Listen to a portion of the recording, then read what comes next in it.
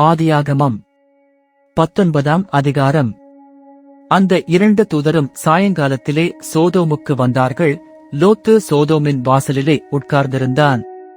அவர்களைக் கண்டு லோத்து எழுந்து எதிர்கொண்டு தரை மட்டும் குனிந்து, ஆண்டவன்மார்களே, அடியேனுடைய வீட்டு முகமாய் நீங்கள் திரும்பி உங்கள் கால்களைக் கழுவி இராத்தங்கி காலையில் எழுந்து பிரயாணப்பட்டு போகலாம் என்றான்.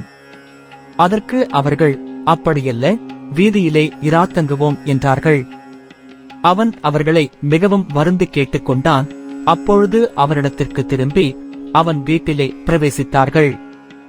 அவன் புளிப்பில்லா அப்பங்களைச் சுட்டு அவர்களுக்கு விருந்து பண்ணினான். அவர்கள் புசித்தார்கள்.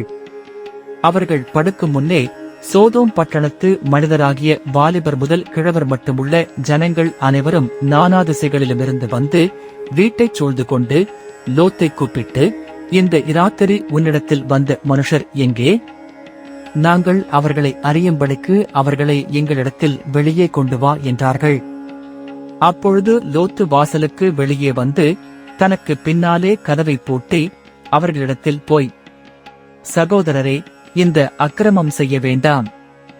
இதோ, புருஷரை அறியாத 2 குமாரத்திகள் எனக்கு உண்டு. அவர்களை உங்களிடத்திற்கு வெளியே கொண்டு வருகிறேன். அவர்களுக்கு உங்கள் இஷ்டப்படி செய்யுங்கள். இந்த புருஷர் என் கூரையின் நிழலிலே வந்தபடியால் இவர்களுக்கு மாத்திரம் ஒன்றும் செய்ய வேண்டாம் என்றான். அதற்கு அவர்கள், அப்பாலே போ, பரதேசியாய் வந்த இவனா நியாயம் பேசுகிறது? இப்பொழுது அவர்களுக்கு செய்வதை பார்க்கிலும் உனக்கு அதிக பொல்லாப்பு செய்வோம் என்று சொல்லி லோத்து என்பவனை மிகவும் நெருக்கி கதவை உடைக்க கிட்டினார்கள். அப்பொழுது அந்த புருஷர்கள் தங்கள் கைகளை வெளியே நீட்டி லோத்தை தங்கள் அண்டைக்கு வீட்டுக்குள் இழுத்துக்கொண்டு கதவை பூட்டி தெருவாசலிலிருந்து சிறியோரும் பெரியோருமாகிய மனிதருக்கு குருட்டாட்டம் பிடிக்க பண்ணினார்கள். அப்பொழுது அவர்கள் வாசலை தேடி தேடி அலுத்துப் போனார்கள். பின்பு அந்த புருஷர் லோத்தை நோக்கி, இவ்விடத்தில் இன்னும் உனக்கு யார் இருக்கிறார்கள்? மருமகனாவது, உன் குமாரராவது, உன் குமாரத்திகளாவது, பட்டணத்தில் உனக்குரிய எவர்களாவது இருந்தால் அவர்களை இந்த ஸ்தலத்திலிருந்து வெளியே அழைத்துக் கொண்டு போ. நாங்கள் இந்த ஸ்தலத்தை அழிக்கப் போகிறோம். இவர்கள் கூக்குரல் கர்த்தருடைய சமூகத்தில் பெரிதாயிருக்கிறது. இதை அழிக்க கர்த்தர் எங்களை அனுப்பினார் என்றார்கள். அப்பொழுது லோத்து புறப்பட்டு தன் குமாரத்திகளை விவாகம் பண்ண போகிற தன் மருமக்கள்மாரோடே பேசி, நீங்கள் எழுந்து இந்த ஸ்தலத்தை விட்டு புறப்படுங்கள். கர்த்தர் இந்த பட்டணத்தை அழிக்கப் போகிறார் என்றான். அவனுடைய மருமக்கள்மாரின் பார்வைக்கு அவன் பரியாசம் பண்ணுகிறதாக கண்டது.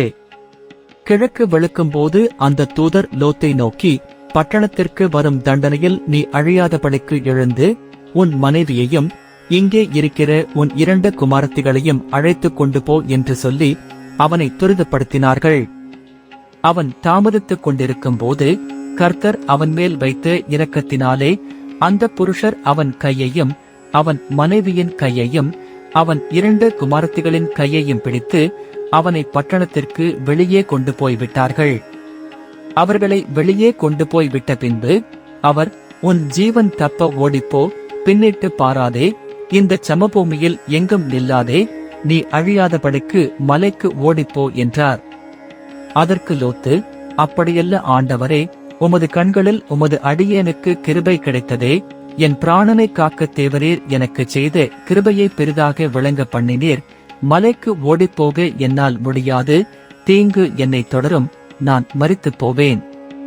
அதோ, அந்த ஊர் இருக்கிறதே, நான் அதற்கு ஓடிப்போகத்தக்கதாய் அது கிட்ட இருக்கிறது, சின்னதுமாய் இருக்கிறது.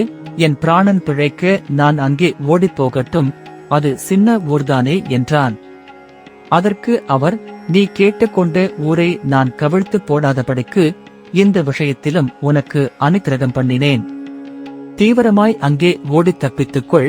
நீ அங்கே போய் சேரு மட்டும் நான் ஒன்றும் செய்யக்கூடாது என்றார். ஆகையால் அந்த ஊர் சோவார் என்னப்பட்டது. லோத்து சோவாருக்குள் வரும்போது பூமியின் மேல் சூரியன் உதித்தது. அப்பொழுது கர்த்தர் சோதோமின் மேலும் குமோராவின் மேலும் கர்த்தராலே வானத்திலிருந்து கந்தகத்தையும் அக்கினியையும் வருஷிக்க பண்ணி அந்த பட்டணங்களையும் அந்த சமபூமியனைத்தையும் அந்த பட்டணங்களின் எல்லா குடிகளையும் பூமியின் பெயரையும் அழித்து போட்டார். அவன் மனைவியோ பின்னிட்டு பார்த்து உப்புத்தூண் ஆனாள். விடியற் காலத்தில் ஆபிரகாம் எழுந்து தான் கர்த்தருக்கு முன்பாக நின்ற இடத்திற்குப் போய் சோதோம் குமோரா பட்டணங்களின் திசையையும் சமபூமியாகிய தேசம் முழுவதையும் நோக்கி பார்த்தான். அந்த பூமியின் புகை சூளையின் புகையைப் போல எழும்பிற்று. தேவன் அந்த சமபூமியின் பட்டணங்களை அழைக்கும்போது தேவன் ஆபிரகாமை நினைத்து லோத்து குடியிருந்த பட்டணங்களைத் தாம் கவிழ்த்துப் போடுகையில் லோத்தை அந்த அழிவின் நடுவிலிருந்து தப்பிப் போகும்படி அனுப்பிவிட்டார்.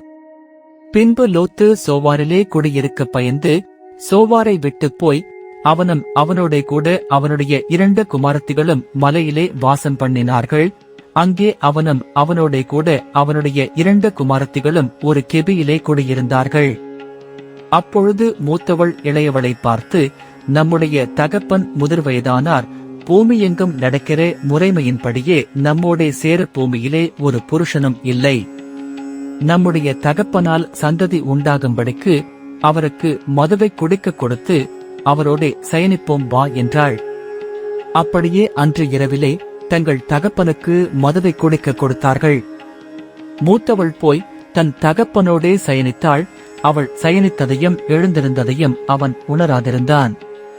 மறுநாளிலே மூத்தவள் இளையவளை பார்த்து, நேற்று ராத்திரி நான் தகப்பனோடே சயனித்தேன், இன்று ராத்திரியும் மதுவை குடிக்க கொடுப்போம், நம்முடைய தகப்பனால் சந்ததி உண்டாகும்படி நீ போய் அவரோடே சயனி என்றாள்.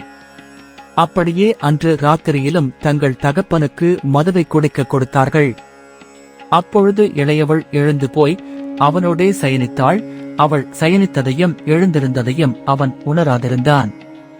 இவ்விதமாய் லோத்தின் குமாரத்திகள் இருவரும் தங்கள் தகப்பனாலே கர்ப்பவதியானார்கள்.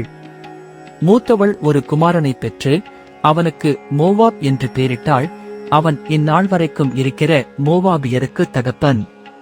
இளையவளும் ஒரு குமாரனை பெற்று அவனுக்கு பென்னம்மி என்று பெயரிட்டாள். அவன் இந்நாள் வரைக்கும் இருக்கிற அம்மோன் புத்திரருக்கு தகப்பன்.